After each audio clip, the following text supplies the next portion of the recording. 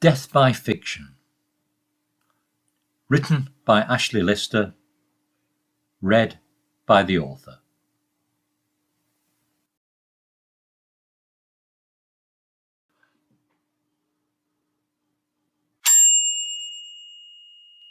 Glenn.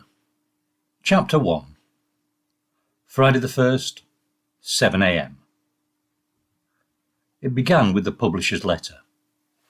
It didn't begin with a novel he'd slaved over for the previous year, nor did it begin with any of the painstaking nights he'd wasted struggling to find the right word or fill a glaring plot hole. Admittedly, there had been that moment years earlier when Annabel touched his hand. She'd whispered, "You're a killer writer." The tiniest light brightened the inky depths of his life. He'd been basking in its weak glow ever since. But that was all backstory, not beginning, and this was the present. There was a warning creak from the letterbox. Glenn had a moment's held breath, and then there was the faraway murmur of an envelope kissing the welcome mat. The publisher's letter landed on the mat behind his front door. This was where Glenn's final hope began. He picked up the envelope. The franking label read M. R. White, Publishing House, London. His own name and address, scribbled in his own inadequate scrawl, defaced the self-addressed postage-paid envelope. Heart pumping, he took a deep breath.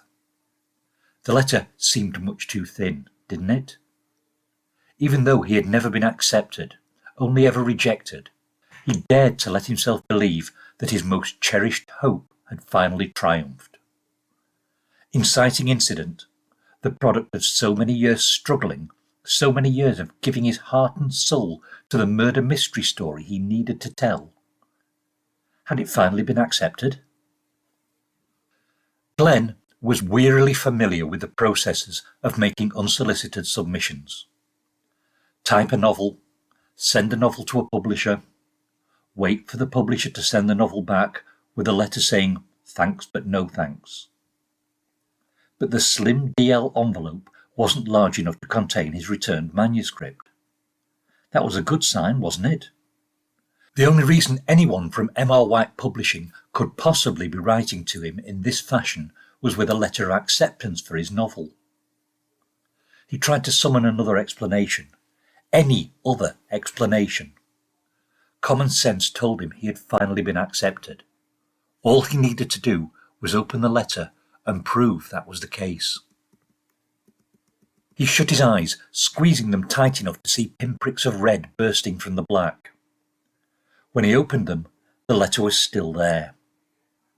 It was a rectangle of manila bearing his name and address. He closed his eyes again, and this time he had a momentary vision of the future.